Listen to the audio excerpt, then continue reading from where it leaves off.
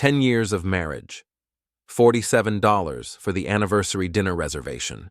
$238 for the bottle of wine Mira insisted we needed. 15 minutes late because she had to change her dress 3 times. I'm calculating the cost per minute of this evening when she touches my hand across the white tablecloth. Work. 2 minutes. Mira Torin gives me her apologetic smile, the one that used to make my chest tight. Now it just makes me tired. Sorry, honey.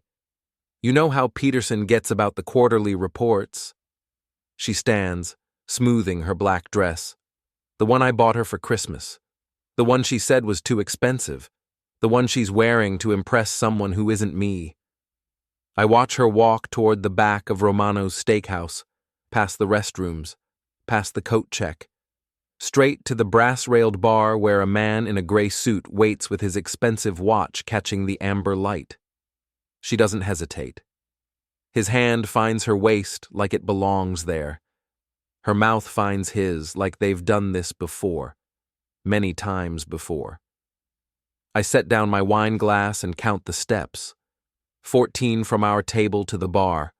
14 steps to end a decade of pretending everything was fine. The bartender looks up as I pull out the stool beside them. Red-faced guy with tired eyes. Probably seen this exact scene play out 100 times in his career. Evening, I say, settling onto the leather seat. Nice place you've got here. Mira and her companion freeze. His glass stops halfway to his lips. Expensive scotch, probably older than our marriage. Waiter, I call out, loud enough for the nearby tables to hear. Put their drinks on my tab. It's the least I can do for my wife's divorce attorney.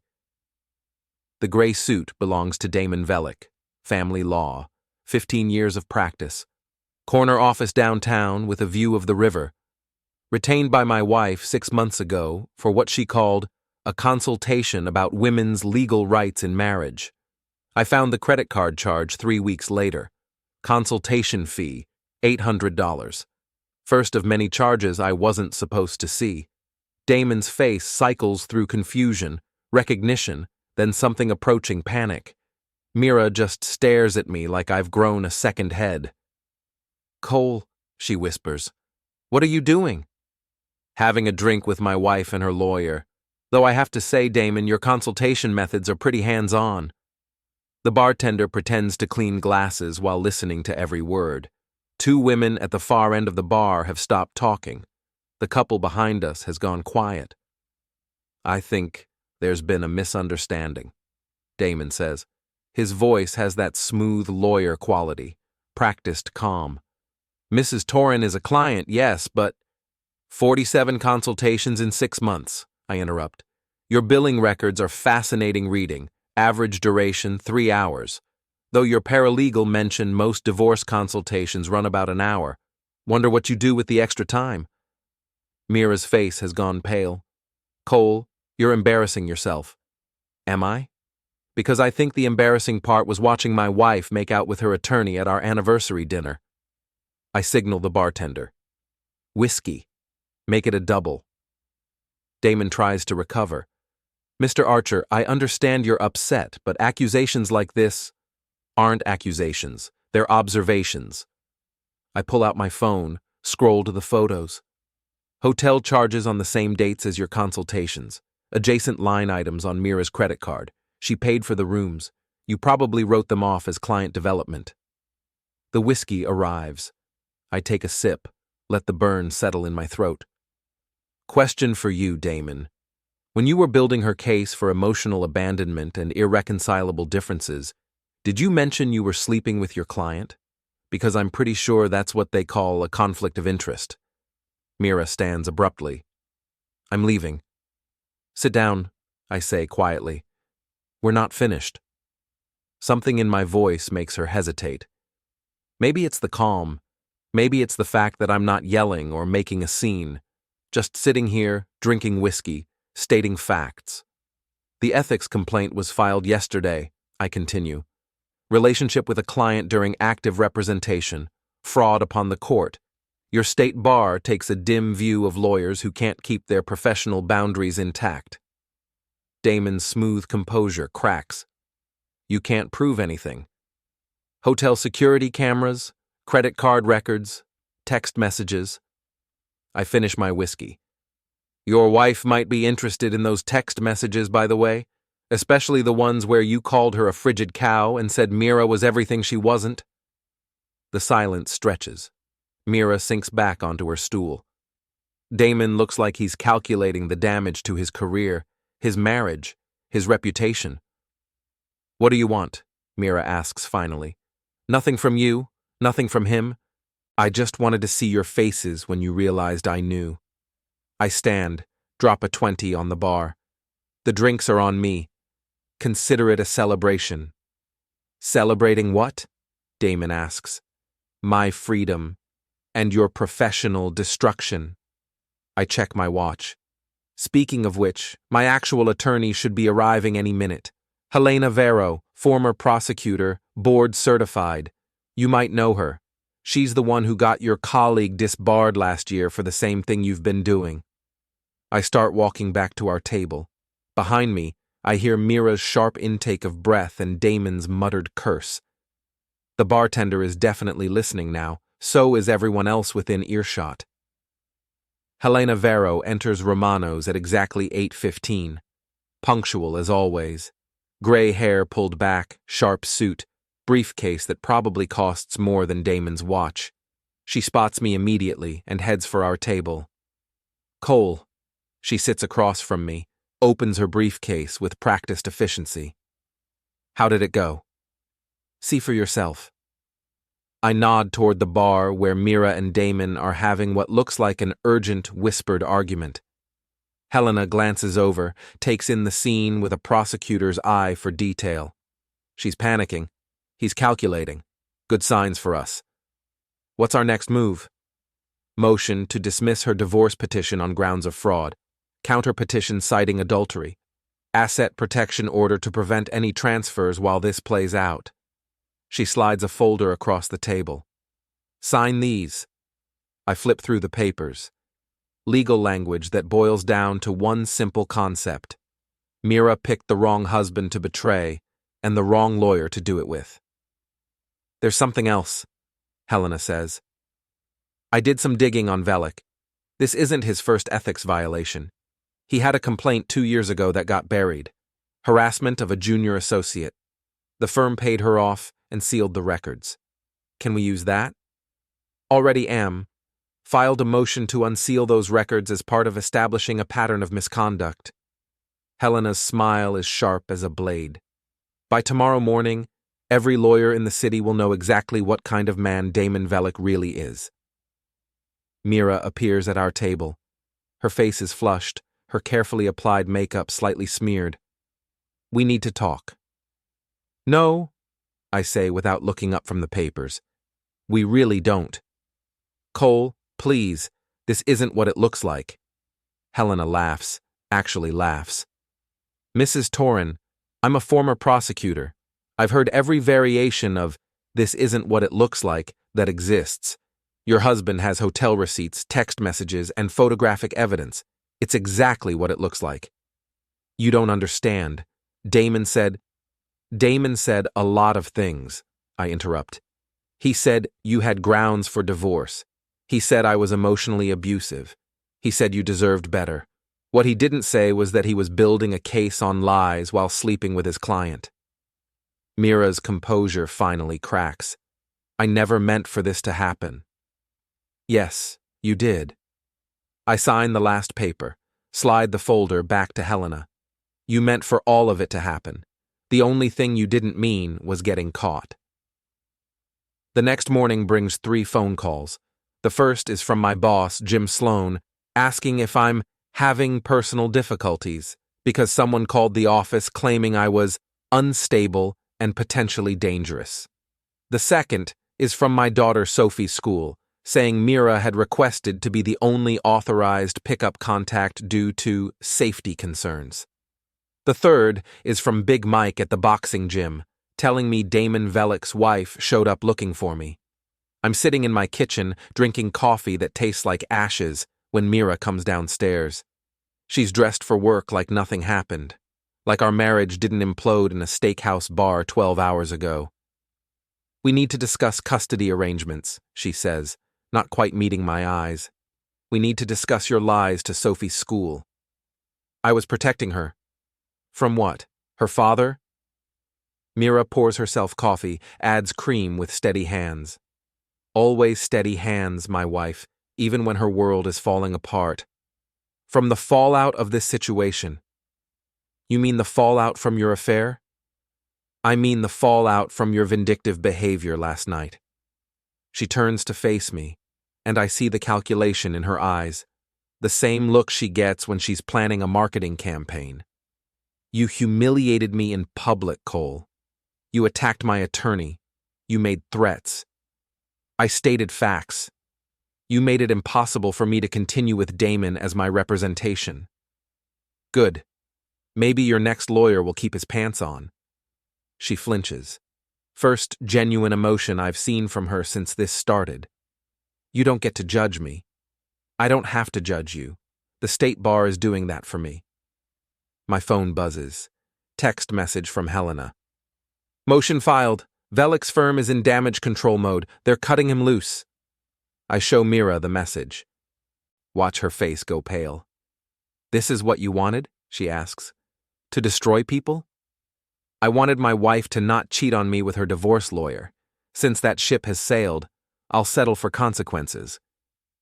She sets down her coffee cup hard enough to splash. You think you're so righteous. You think you're the victim here. I think I'm the husband who just found out his wife has been planning to divorce him for 6 months while sleeping with her attorney. If that doesn't make me the victim, I'd love to hear your definition. You want to know why I went to Damon in the first place? Mira's voice is rising. Because you checked out of this marriage years ago. Because you come home from work and disappear into your computer. Because the last time you touched me was my birthday, and that felt like an obligation. So you decided to touch your lawyer instead. I decided to find out what my options were. The rest just happened. 47 times. That's a lot of just happened. Mira stares at me. How long have you known? About the consultations? 3 weeks? About the affair? I suspected for 2 months. About the divorce planning? I've been tracking your computer activity since January. Her face goes through several expressions before settling on something approaching fear. You've been spying on me. I've been protecting myself. Good thing, too, considering you've been telling people I'm unstable and dangerous. My boss got a call. Sophie's school got a call. How many other people did you poison against me while you were building your exit strategy? Mira doesn't answer. Doesn't need to. The guilt is written across her face in bold letters. Here's what's going to happen, I say. You're going to call Jim Sloan and explain that you were having emotional difficulties and said things you didn't mean. You're going to call Sophie's school and restore my pickup authorization. And you're going to find somewhere else to stay while we sort this out. This is my house too. This is our house. But you forfeited your right to act like a wife when you started acting like Damon Vellick's girlfriend. She stands, grabs her purse and keys. This isn't over, Cole. No, it's just getting started. After she leaves, I drive to the boxing gym. Big Mike's place sits in a converted warehouse downtown, all exposed brick and industrial lighting. The smell of sweat and leather hits me as soon as I walk in. There he is. Big Mike emerges from behind the front desk, all 6'4" and 260 pounds of him.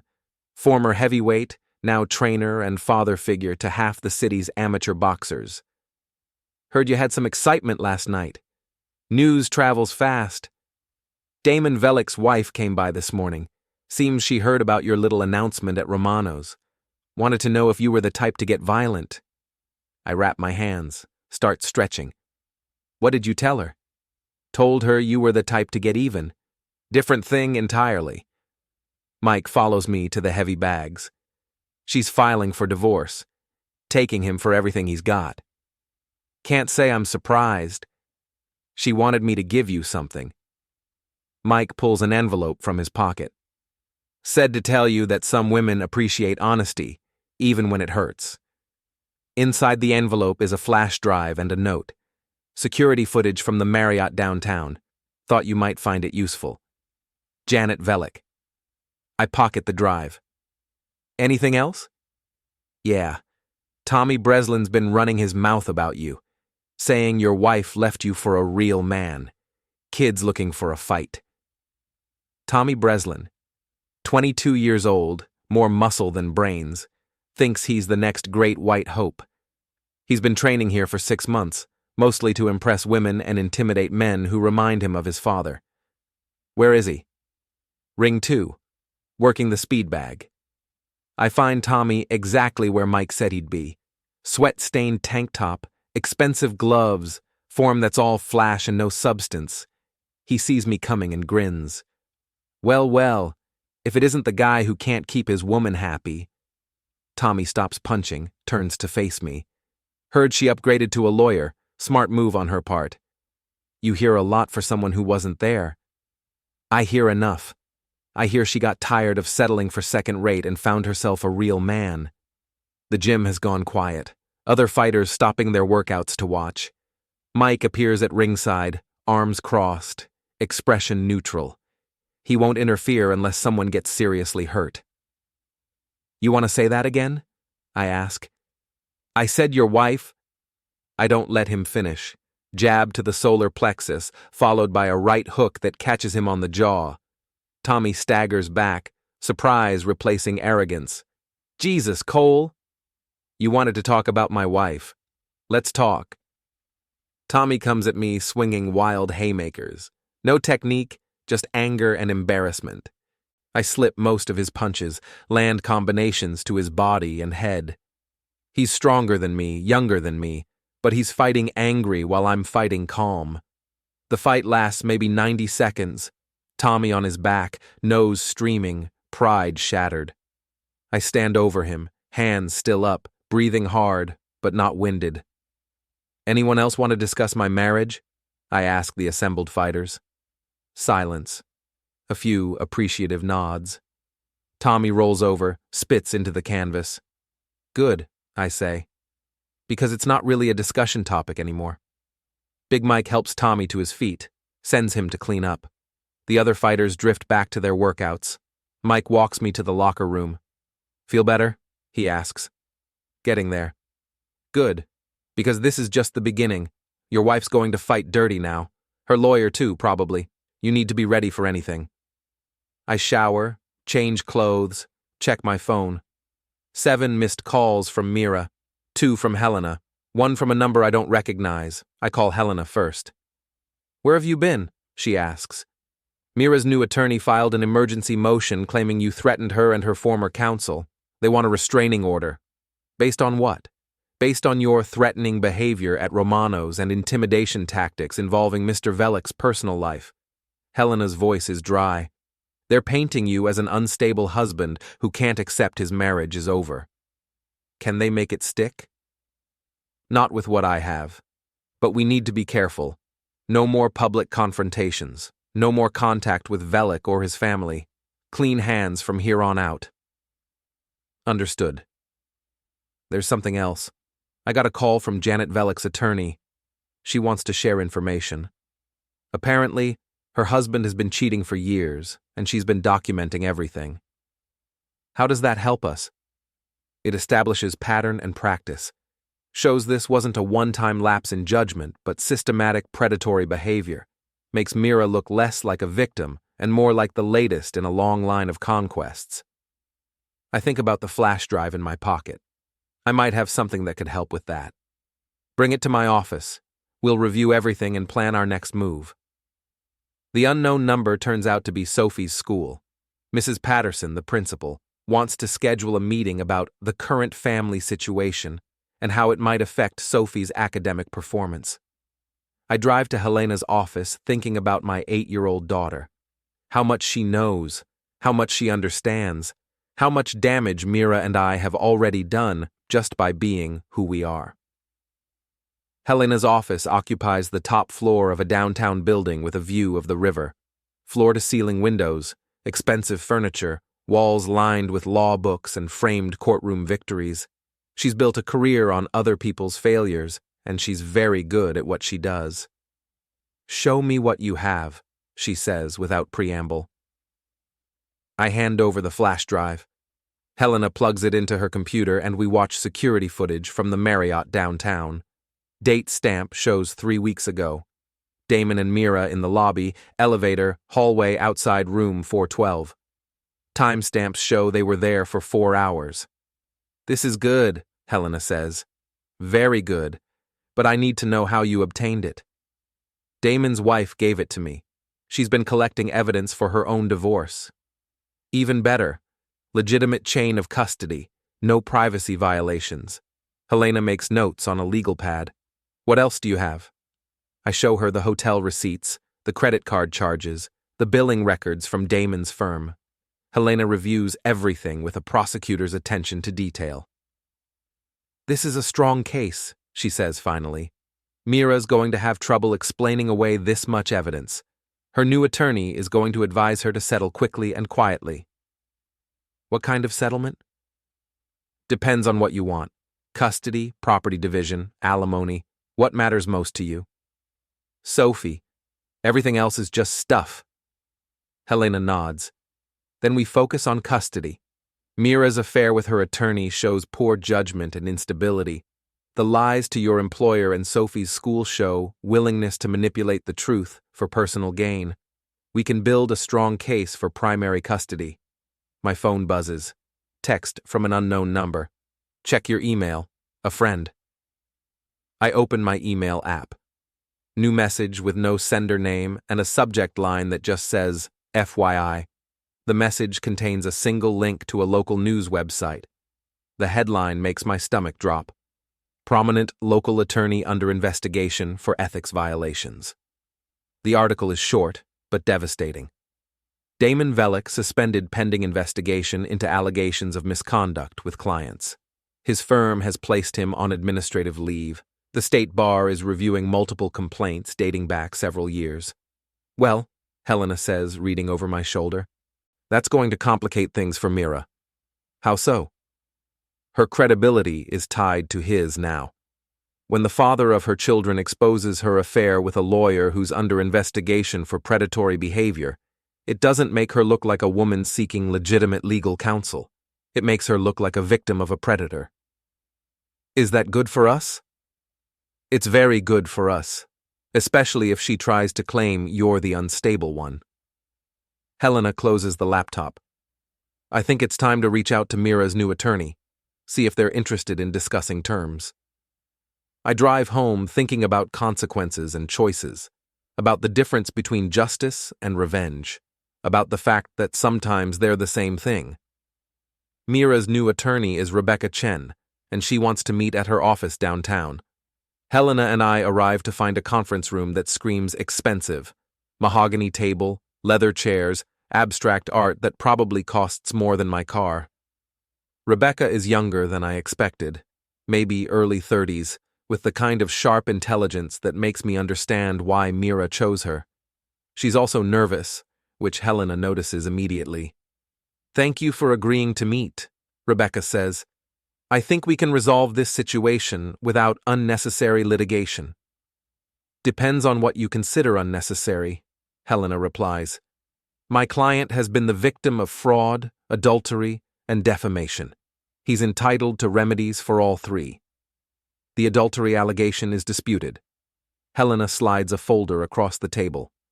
Hotel receipts, security footage, credit card records, and billing statements from Mr. Vellick's firm. 47 consultations over 6 months, most lasting 3 to 4 hours. Would you like to explain to a judge what legal work requires that much face-to-face time? Rebecca reviews the documents, and I watch her realize how weak her position is. Mira sits beside her, hands folded, staring at the table. "Mrs. Torrin was vulnerable," Rebecca says finally. "She sought legal counsel during a difficult period in her marriage. If Mr. Vellick took advantage of that vulnerability, she's as much a victim as Mr. Archer. Except she initiated contact with Mr. Vellick," Helena counters. She paid for the hotel rooms. She lied to her husband, her employer, and her daughter's school to facilitate the relationship. That's not victim behavior. That's co-conspirator behavior. Mira finally looks up. I want to see Sophie. You can see Sophie, I say, under supervised visitation until we sort this out. She's my daughter. She's our daughter. And you've spent the last 6 months lying to her about why Mommy and Daddy aren't getting along. Rebecca tries to regain control. My client is willing to agree to joint custody with a reasonable visitation schedule. Your client is in no position to make demands, Helena says. She committed adultery with an attorney who's now under investigation for misconduct with multiple clients. She's damaged her credibility, her reputation, and her parental fitness. That's not fair, Mira says. I made mistakes, but I'm still a good mother. Good mothers don't lie to school administrators about their children's fathers being dangerous, I reply. Good mothers don't use their children as weapons in divorce proceedings.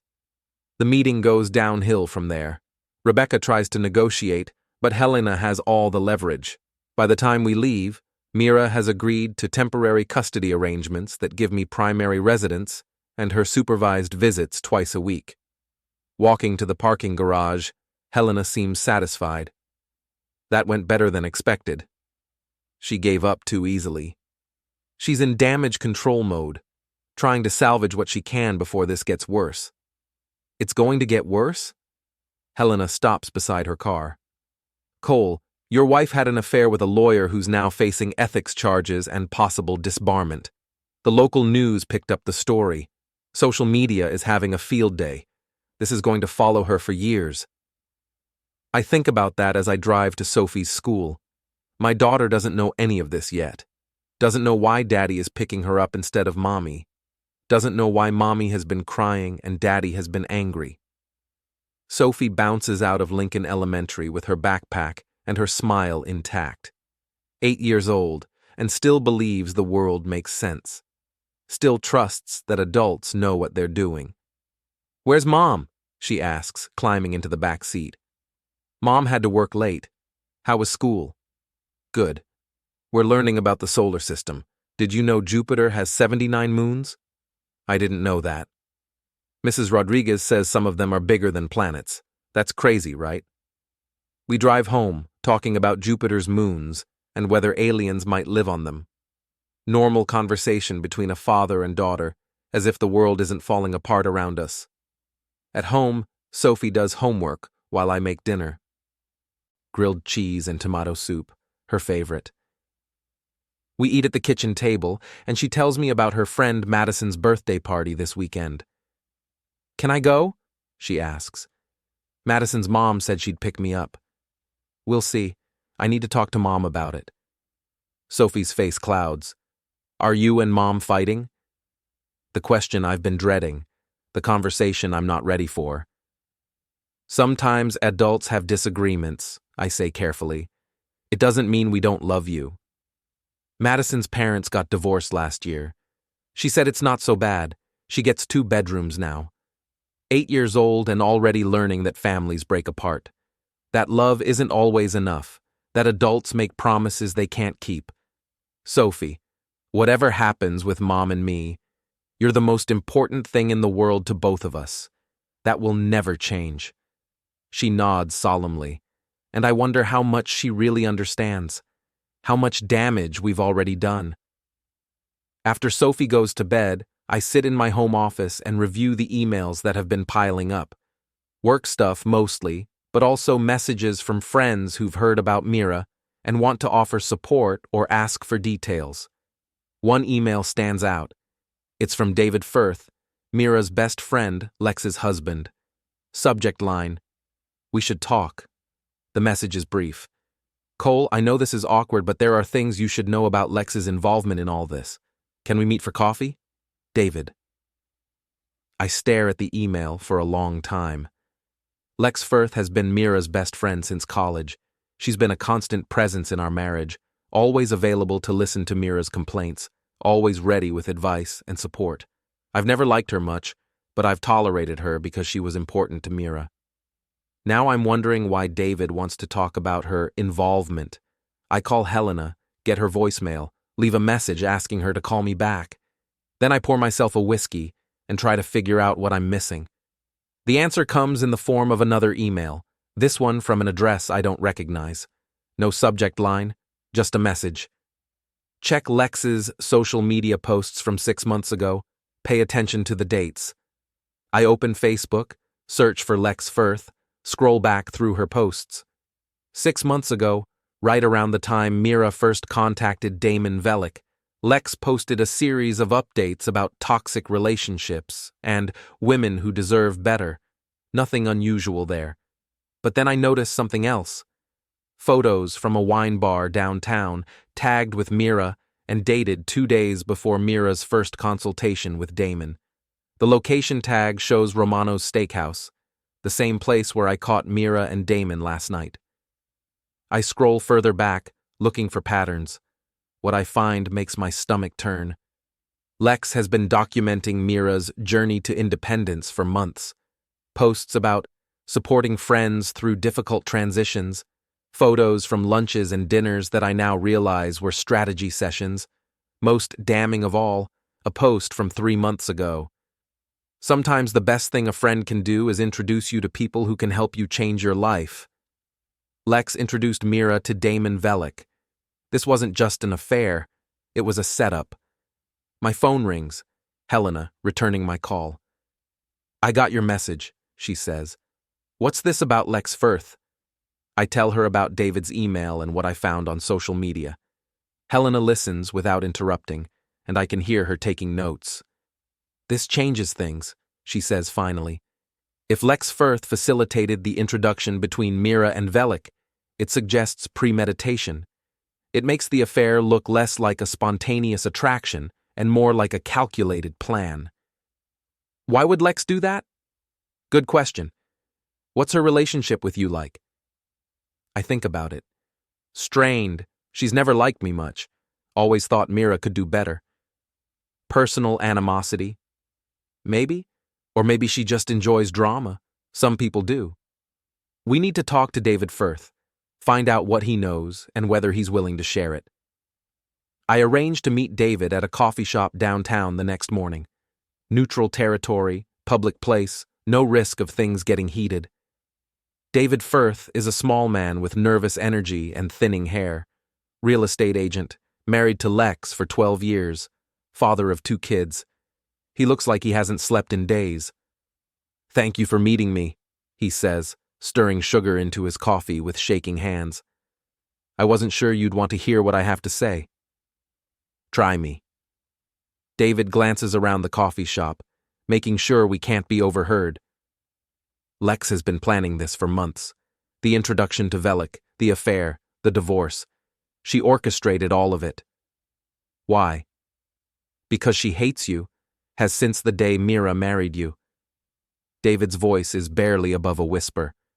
She thinks you're beneath Mira, thinks you held her back from her potential. And you know this how? Because she told me. Because I've been listening to her plan your destruction for the better part of a year. David pulls out his phone, scrolls to a voice memo app. I've been recording our conversations. Started doing it when I realized how far she was willing to go. He plays a recording. Lex's voice, clear and unmistakable. Mira deserves better than Cole. She always has. And Damon is exactly the kind of man who can show her what she's been missing. Another recording. Cole will never see it coming. He's too trusting, too naive. By the time he figures out what's happening, it'll be too late to stop it. And another. The best part is, he'll blame himself. He'll think he drove her away. He'll never realize we planned the whole thing. I listened to my marriage being dissected and destroyed by a woman I've known for 10 years. A woman who sat at my dinner table, attended my birthday parties, pretended to be my friend while plotting my downfall. Why are you telling me this? I ask. Because I can't live with it anymore. Because what she's doing is wrong. And because... David hesitates. Because she's having an affair too. With Mira. The coffee shop seems to tilt around me. What? They've been sleeping together for months. The whole thing with Vellick was just cover. A way to get Mira divorced so they could be together without hiding it. I stare at David, trying to process what he's telling me. Mira and Lex. Lex and Mira. The affair with Damon was just a smokescreen for something else entirely. You have proof? David nods, pulls out a flash drive. Photos, recordings, hotel receipts. Everything you need to prove that your wife's affair with her attorney was just part of a larger deception. I take the flash drive, feeling its weight in my palm. Such a small thing to contain such devastating information. What do you want in return? Help me divorce Lex without losing my kids. She's vindictive enough to try to take them away from me if she finds out I betrayed her. Done. We shake hands across the coffee shop table. Two betrayed husbands forming an alliance against the women who destroyed their families. I drive home thinking about deception and betrayal, about how well people can hide their true selves, about how my wife has been living a double life for months, maybe years. At home, I call Helena and arrange an emergency meeting. Then I sit in my kitchen, drinking coffee, and staring at the flash drive that contains the truth about my marriage. The truth is always worse than you think it's going to be. Helena's office at 7 p.m. is a different place than it is during business hours. Quieter, more intimate, lit by desk lamps instead of overhead fluorescents. She's traded her courtroom suit for jeans and a sweater, but her focus is laser sharp as she reviews David's evidence. This is extraordinary, she says, scrolling through photos on her laptop, and legally devastating for both Mira and Lex. The photos are explicit. Mira and Lex in hotel rooms, restaurants, Lex's car, timestamps going back 8 months. What David has documented isn't a recent development. It's a long-term relationship that predates Mira's first contact with Damon Vellick. The affair with Vellick was a cover story, Helena continues, a way to explain Mira's behavior while hiding the real relationship.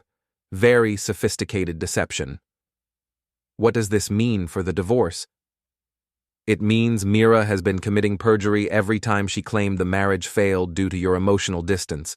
It means her credibility is completely destroyed, and it means we can probably get everything you want in terms of custody and property division.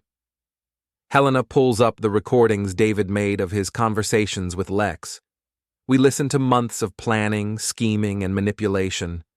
Lex describing exactly how to seduce Damon Vellick. Lex coaching Mira on what lies to tell about our marriage. Lex planning the timeline for maximum damage to my reputation and parental rights. She's a sociopath, Helena says matter-of-factly. This level of manipulation and planning isn't normal marital discord. This is pathological behavior. What's our next move? Confrontation, but controlled confrontation. We arrange a meeting with Mira and her attorney, present this evidence, and give her one chance to settle this quietly. If she refuses, we file amended pleadings and make everything public. She'll never agree to settle, not after coming this far. Then we destroy her in court, and we destroy Lex Firth in the process. Helena's smile is predatory. Some people need to learn that actions have consequences. The meeting is scheduled for the next afternoon. Mira arrives with Rebecca Chen and a man I don't recognize. Older, expensive suit, the kind of lawyer you hire when you're in serious trouble. This is Martin Webb, Rebecca says. He'll be consulting on Mrs. Torrens' case going forward. Helena doesn't introduce herself to Webb, just opens her briefcase and slides a folder across the table. Before we begin, I think everyone should review these materials. Mira opens the folder, and I watch her face cycle through confusion, recognition, and terror. The first photo shows her and Lex kissing in a hotel lobby 8 months ago. The second shows them entering a room together. The third is more explicit. "Where did you get these?" Rebecca asks, her professional composure slipping. "Irrelevant," Helena replies. "What matters is that they're authentic and admissible. as are the audio recordings of Mrs. Firth planning this entire deception. Helena plays excerpts from David's recordings. Lex's voice fills the conference room, describing the plan to destroy my marriage and reputation. Mira shrinks into her chair with each revelation. "This is entrapment," Martin Webb says. "These recordings were made without consent. By Mrs. Firth's husband in their marital home, documenting his wife's admission to conspiracy and fraud. Perfectly legal under state law." Helena's voice is ice cold. "Would you like to hear the part where she describes forging documents to support Mrs. Torrens' custody claims?" Webb and Rebecca exchange glances, professional recognition that their client is in serious trouble. "What do you want?" Webb asks. "Full custody of Sophie, with supervised visitation for Mrs. Torren, the marital home and all assets, and a public apology acknowledging that the allegations against my client were fabricated." "That's excessive," Rebecca protests. "What's excessive is a conspiracy to destroy a man's reputation and steal his child through perjury and fraud." Helena slides another document across the table. "This is a draft criminal complaint for conspiracy, fraud, and perjury. I can have it filed within the hour." Mira finally speaks. "Cole, please. We can work this out. We could have worked it out 8 months ago before you decided to destroy our family. I never meant for it to go this far. You meant for all of it. You just didn't mean to get caught." Martin Webb tries to negotiate, but Helena holds firm. The evidence is overwhelming, the legal position is unassailable, and everyone in the room knows it. "We need time to consider our options," Webb says finally. "You have 24 hours, Helena replies. "After that, we file the amended pleadings and the criminal complaint simultaneously." Walking to the parking garage, I feel something I haven't felt in months. Control. For the first time since this nightmare started, I'm not reacting to someone else's moves. I'm making them. My phone buzzes. Text from an unknown number. "We need to talk, tonight. Lex." I show the message to Helena. She frowns. "Don't respond. Don't engage. Let her panic." But I'm done being passive. Done letting other people control the narrative of my life. I'm going to meet her. "Cole, that's a terrible idea. Anything you say can be used against you later." "I'll record the conversation, like David did." Helena grabs my arm. "Do not do this. You're winning. Don't give her a chance to turn this around." I understand Helena's concern, but I need to look Lex Firth in the eye and ask her why. Why she hated me enough to destroy my family. Why she was willing to manipulate my wife and traumatize my daughter to satisfy her personal vendetta. I text back, "Romano's bar, 1 hour." Lex is already there when I arrive, sitting in the same spot where I caught Mira and Damon 2 days ago. She's dressed casually, but her makeup is perfect and her hair is styled. Even in crisis, Lex maintains her image. "Thank you for coming," she says as I sit down. "Start talking." "You have to understand, I never wanted to hurt Sophie. This was never about her. This was about your personal dislike of me." Lex nods. "You never deserved Mira. From the day she met you, I knew you'd hold her back, and I was right. Mira has a successful career, a beautiful home, a loving daughter. How exactly did I hold her back? You made her settle, made her think she couldn't do better, made her believe that love meant accepting less than she deserved." I signal the bartender for whiskey. "And you decided to fix that by seducing her." "I didn't seduce her. I showed her what real passion felt like, what it meant to be desired by someone who truly understood her. By lying to her about our marriage, by convincing her I was abusive and neglectful. You were neglectful. You took her for granted. You came home from work and disappeared into your computer while she handled everything else. So you decided to destroy our family."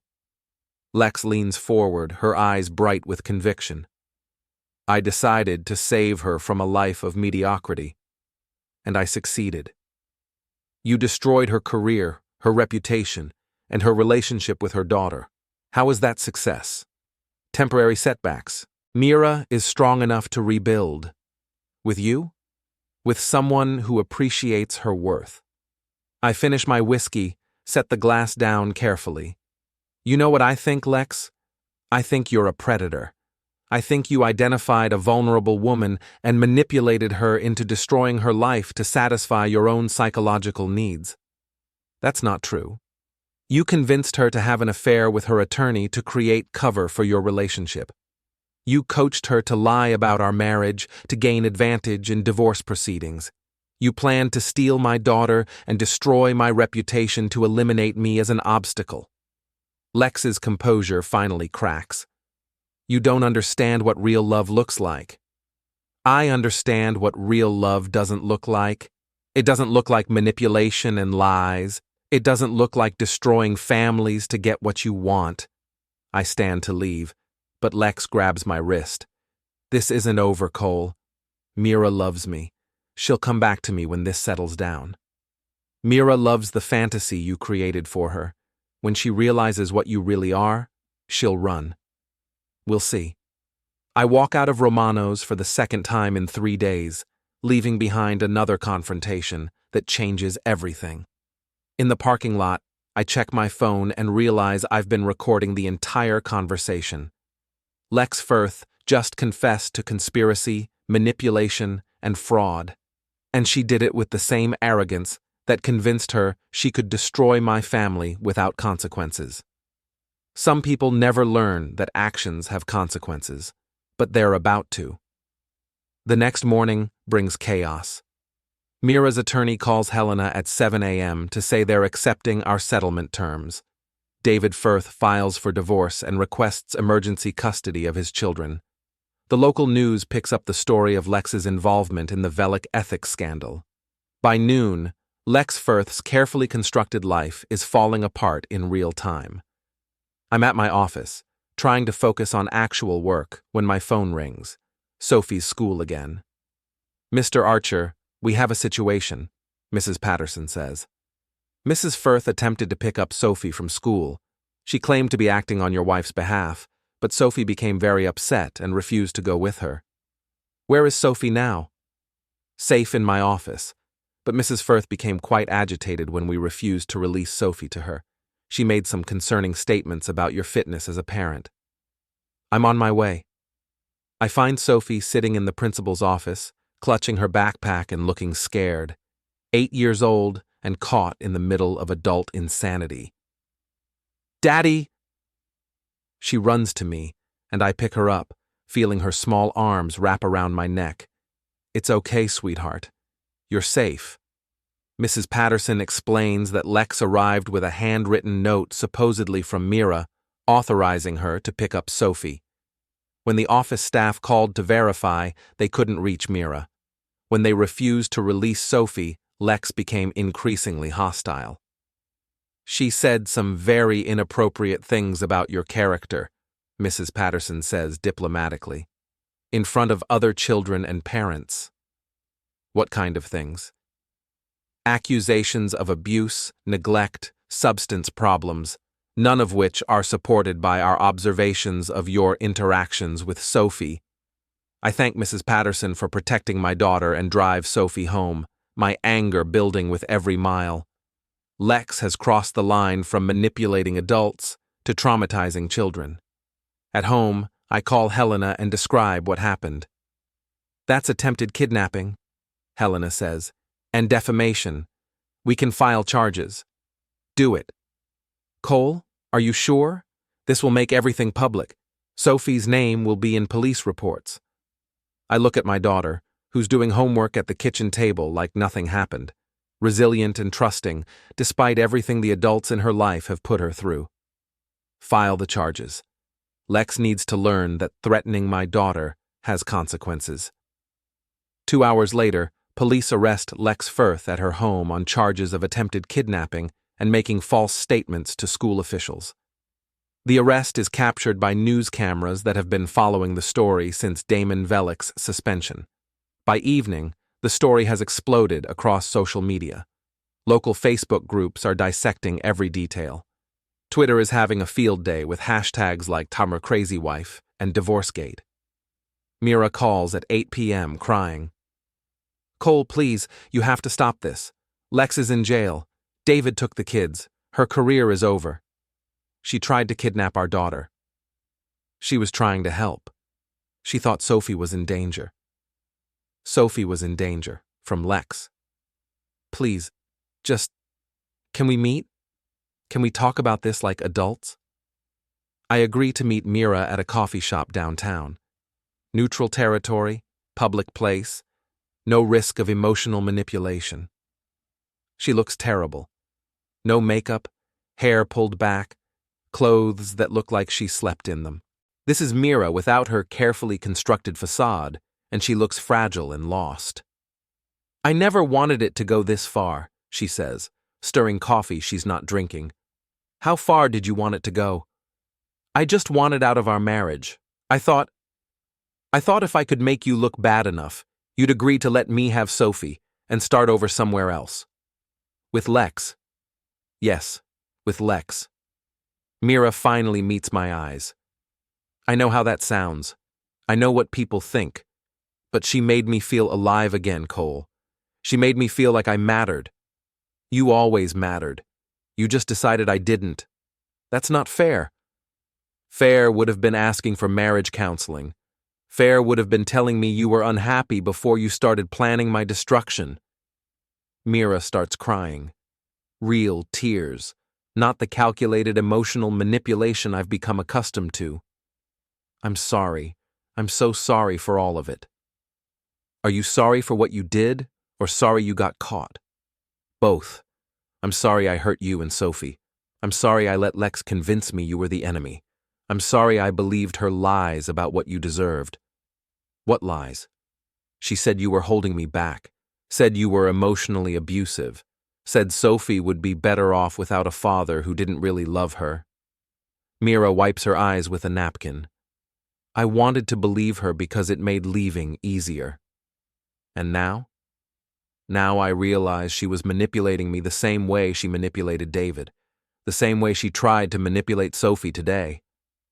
Mira looks up at me. I lost everything, didn't I? You chose to risk everything. There's a difference. Can you ever forgive me? I think about forgiveness, about second chances and broken trust, about my daughter who needs her mother despite everything that's happened. I can forgive you for me, I say finally. But Sophie's forgiveness is something you'll have to earn. How do I do that? By being honest with her, by taking responsibility for your choices, by proving that her well-being matters more than your own desires. Mira nods. What happens now?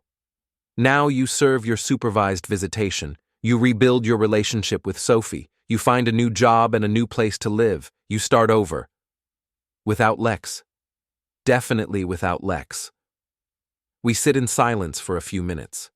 10 years of marriage ending not with screaming or accusations, but with exhausted acceptance of failure. For what it's worth, Mira says as we prepare to leave, you didn't deserve any of this. No, I didn't. You're a good father. Sophie is lucky to have you. She's lucky to have both of us, when you're ready to be the mother she needs. Walking to my car, I feel something unexpected, relief. Not the satisfaction of victory, but the simple relief of truth finally being spoken, of pretense finally being abandoned. My phone buzzes. Text from Helena. Lex Firth pled guilty to all charges, sentenced to community service and mandatory counseling. David got emergency custody of their kids. Another text, this one from David. Thank you.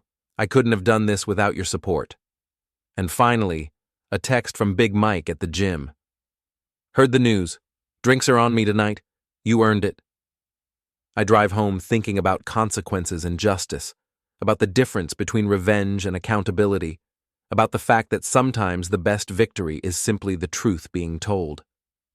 At home, Sophie is waiting up past her bedtime, reading a book about space exploration. How was your day, Daddy?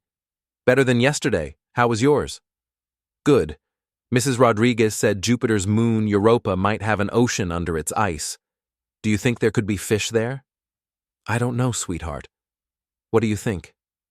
I think there could be anything there. We just don't know yet. 8 years old and already understanding that the universe is full of possibilities. That discovery requires patience and careful observation. That the truth is always more interesting than the lies people tell to avoid it. I tuck Sophie into bed and sit in my kitchen, drinking coffee and thinking about the future. Tomorrow I'll start the process of rebuilding my life, finding a new normal for Sophie and me, learning to trust again, eventually. But tonight, I'm content to sit in my quiet house and appreciate the simple pleasure of having my daughter safe, my integrity intact, and my enemies defeated not through violence or cruelty, but through their own choices and their natural consequences. Sometimes the best revenge is simply refusing to become the villain in someone else's story. Sometimes justice looks like watching people destroy themselves while you maintain your humanity. Sometimes the good guys win by being good guys. The coffee tastes better than it has in months.